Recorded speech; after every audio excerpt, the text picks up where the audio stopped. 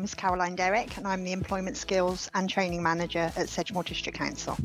I currently run under construction. I've got 2 outreach workers that work alongside me, Laura and Tracy, and we run a number of projects, HPC predominantly, so we support the job service with all the jobs that come in, apprenticeships, training, etc. But we've also been very fortunate in that we've recently secured some funding to run a couple of other projects. 100 Women First was my little brainchild, and we ran that for a year with funding from the DWP. Target of 50 women, but we managed to double that to 100. Worked with the most amazing partners, including Positive People, and we actually got that to 100 women and 42 women back into employment. That success was recognised nationally. The BBC Politics West show did a piece on us. The MP for DWP came down to see us. And as a result of that, we've managed to secure some more funding from another company to run that project as a new project for a further 3 years. In response to COVID-19 and the issue with suicide in men and depression, we've managed to secure some more funding to run a new programme called Men for Sedgemoor. And we'll be running that. Well, it went live yesterday, and that programme will run alongside 100 Women First. And hopefully, you know, we will continue to make a huge difference to the local people of Sedgemoor.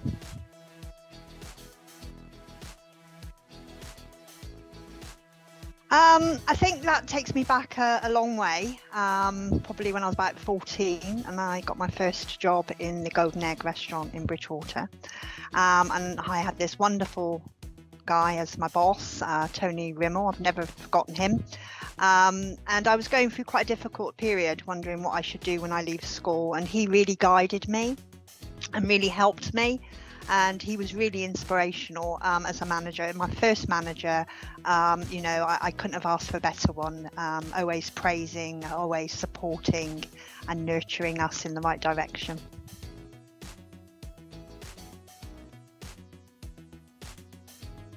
I guess I'm a great believer in practice what you preach, you know, and everyone that I work with, I tell them, you know, they must follow that heart. You know, and it's all about whatever makes you happy. I've been very, very fortunate in my working career that I've had jobs that I truly, truly love, you know, and I've been able to excel at them. And I think that's the strongest piece of advice really I can give anyone. Just follow your dream, make sure you're happy in what you do.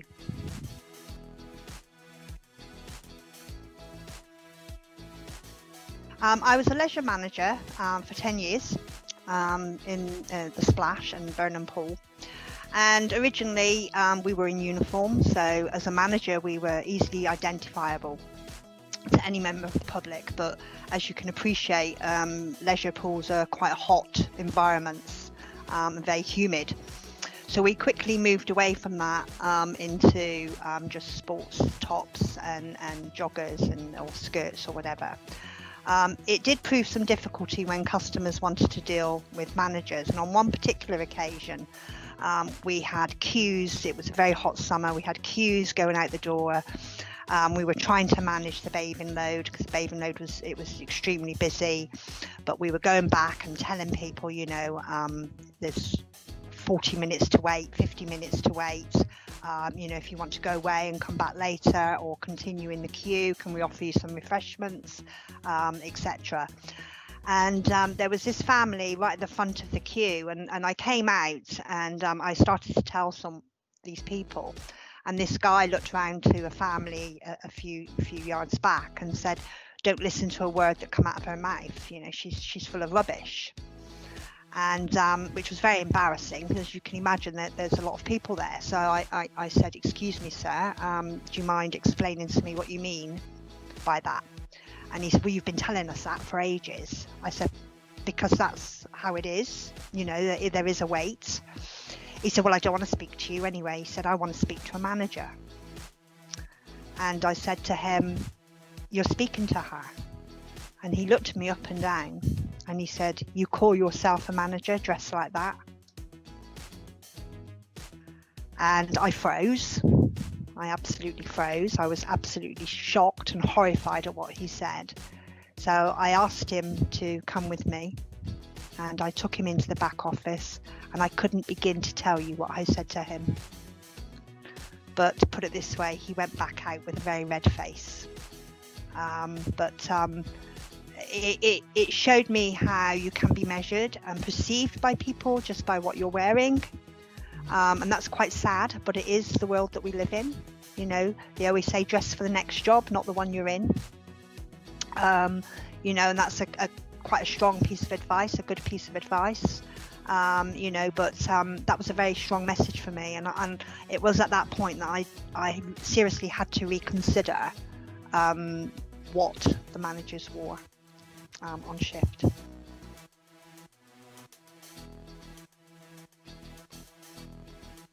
Well, there's plenty of moments in my life, like getting married and having my children, you know, and I think every woman that's been through that will say that.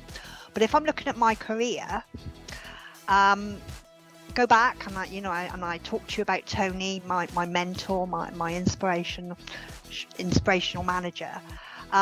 Well, at 16, I took myself off to Weston and got a job as a trainee manager and signed myself up at Weston College on a HND. And I worked there, and then I went from there to Scotland, from Scotland to Plymouth. And just before my 18th birthday, I actually secured a post with Trust House 40 Hotels as a front of house manager at that time. So I was just 17, it was just before my 18th birthday. 1 month before my 19th birthday, I was asked if I would become a GM, general manager.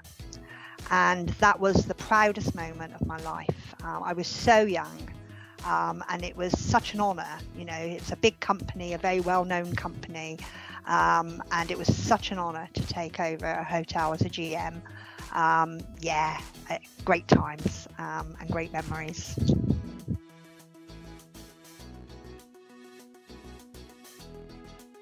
Okay, yeah, I have a very busy life. I work full time.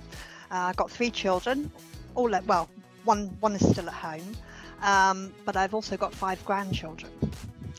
And I am also a very hands-on nana. So I have 2 of them twice a week stay, so I look after them while their mum go to work, and I have one of the other boys 3 nights a week because him and my son and his partner co-share the parenting.